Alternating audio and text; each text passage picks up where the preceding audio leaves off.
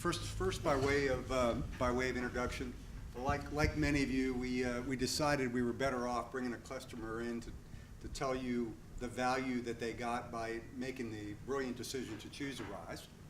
And so I'll let you throw all the questions in his direction. I'll just tell you all the marketing fluff to go with it. One of the things that I always like, because not many people have heard of Arise, and I wanted to thank Carl because we've been in business for 14 years.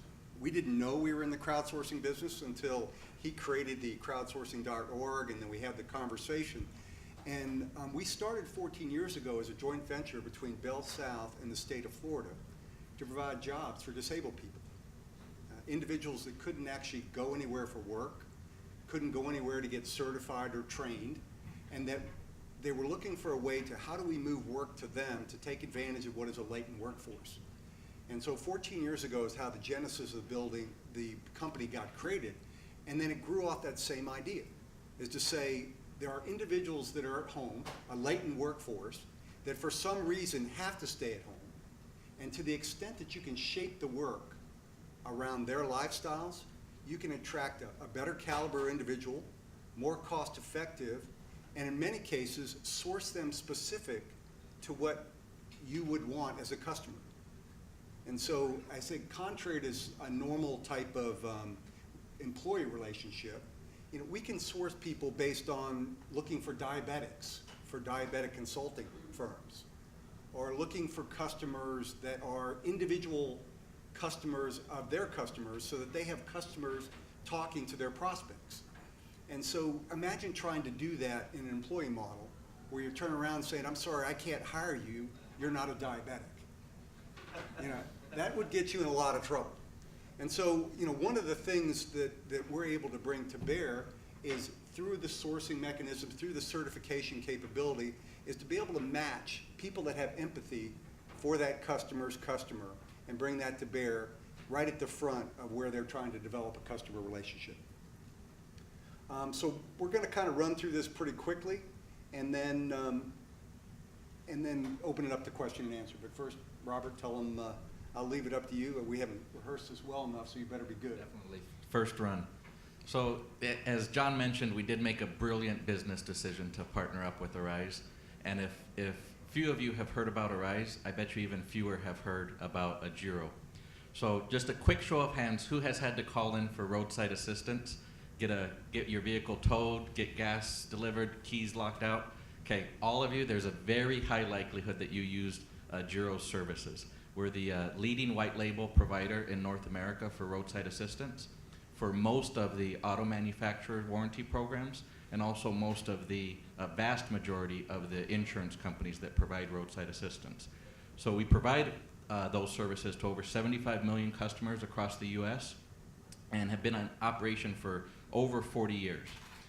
During that time frame, we've grown exponentially in the last 40 years, and over the last 10 years, we've experienced double-digit growth on an annual basis due to changing economic conditions, customers being more savvy, understanding that they have different coverages. Most of the people in this room, you'll have 3 to 4 different roadside assistance coverages, whether it's through your cell phone, one of your credit cards, your auto manufacturer warranty, or your insurance program. So we've had to realize how could we manage that growth? What's the best, most economical, most efficient, most flexible way to manage that growth? So our challenges were met through using Arise's services. We, like many of us, go through the challenges of how do you manage that flexibility and volatility in your service delivery patterns. And what we've done is utilize Arise as part of our ongoing growth strategy. We had never, in the 40 years of history with the Giro, never used an outsourced provider. I think the gentleman from Crowd Computing Services hit it on the head. The normal outsourced BPO type environment is definitely starting to trend down. So my goal was to find somebody that did it differently than your standard BPO outsourcers and did it better than your standard BPO outsourcers. So we're going to talk a little bit about, John's going to talk a little bit about how Arise is different and how they're able to achieve the results that they are. It's a dramatic difference. I've been in the industry for 20 years, and the difference in quality and flexibility is 10 times better than the standard BPO services that are provided from some of the normal outsourced companies, which is one of the key reasons I chose to have Arise be a part of my long-term growth strategy. Again, we operate in 6 different contact centers across North America and have never decided to outsource, but found the benefits of using the crowd and using the technology that Arise has brought to the market. It has definitely been beneficial for us. Great. Thank you, Robert. So one of the first things is it all starts with the people and the people we can source. And so at the end of the day, what Robert was looking for was someone that had an affinity to roadside assistance or a particular car brand, or someone that had the empathy that when someone is stranded on the side of the road in the middle of the night, that you can get their location exactly correct, make sure their tow truck is showing exactly at that location, and has the accountability and the responsibility to make that happen. And so we start with a network of almost 25,000 individuals in 4 countries. Now, we insist that the servicing is done by the country that the customer is in. So US people take care of US people, British people take care of British people, Canadian. And one of the reasons for that is in many cases we're playing off of the return the work from back offshore, bring it back to America, create jobs for Americans. Okay, and so it's one of our value propositions in that. It's not necessarily the most important thing for Robert, but it does have a dramatic impact on what we believe is the quality of services to be provided. By tapping into that network of 25,000 individuals, and like I said, these are individuals that for some reason are at home. They're either retirees, they're college students, they are spouses that are raising children, any various reasons, sick parents that they have to be home for. And so the whole idea is that they have to be able to choose when they're available to work. And so we start with you as a customer to say, tell us what your forecast is. Tell us what you want, how many people you want in half-hour increments throughout a day. So from 8 to 8:30, you may say, I need 200 people because everybody calls right first thing in the morning. But from 8:30 to 9:30, I could drop it to 100.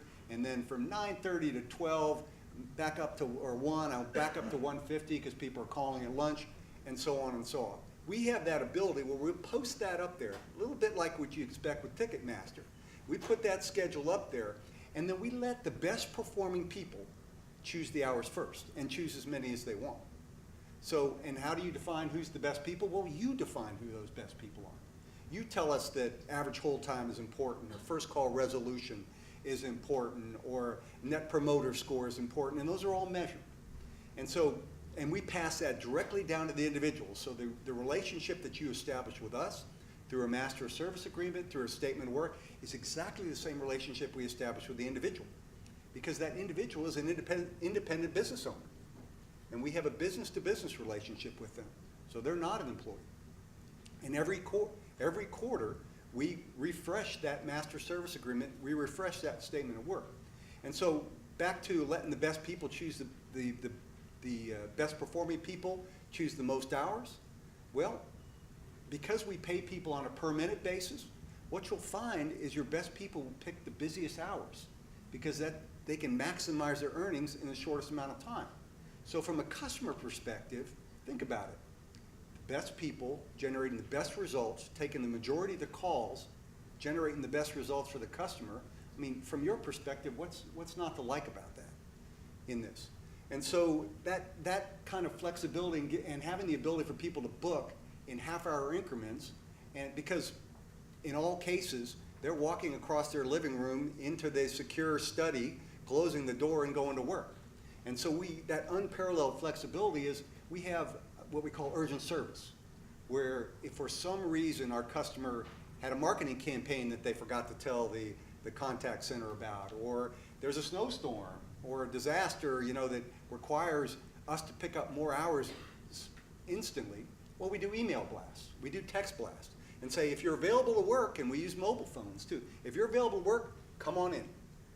And you walk across your living room and go to work.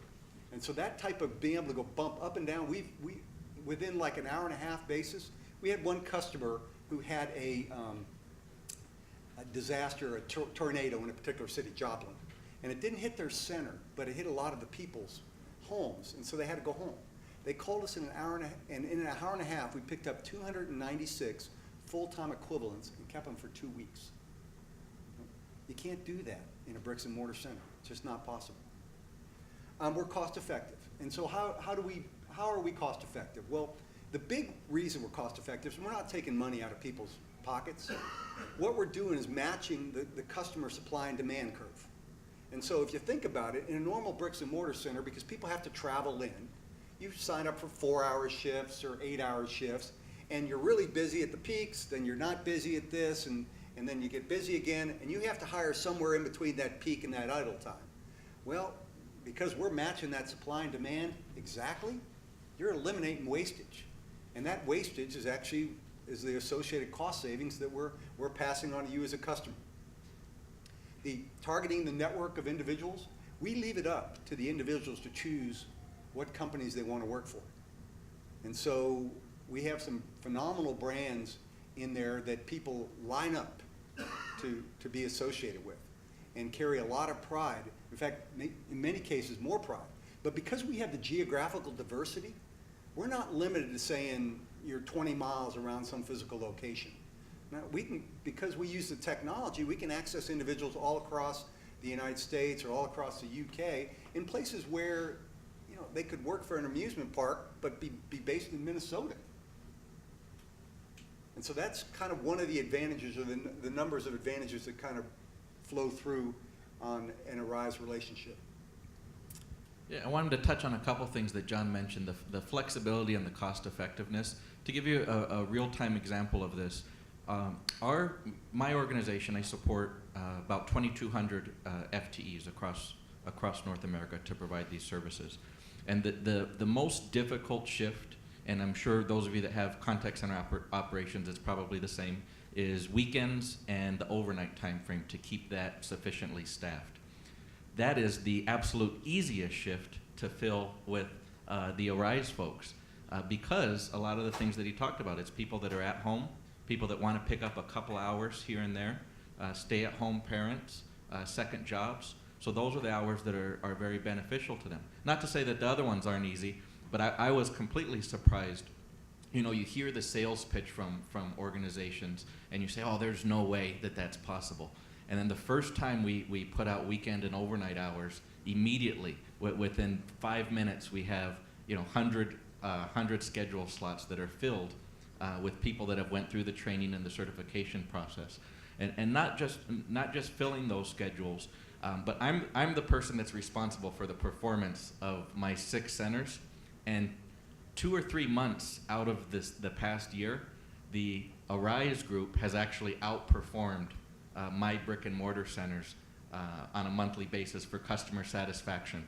So it puts me in a difficult situation because yes, I run the sites and I made the decision to bring Arise on. Yeah, it was brilliant. So the cost effectiveness and the customer satisfaction has just been remarkable. Okay, great. So that's all we have, kind of informal, and we can open it up to question and answer.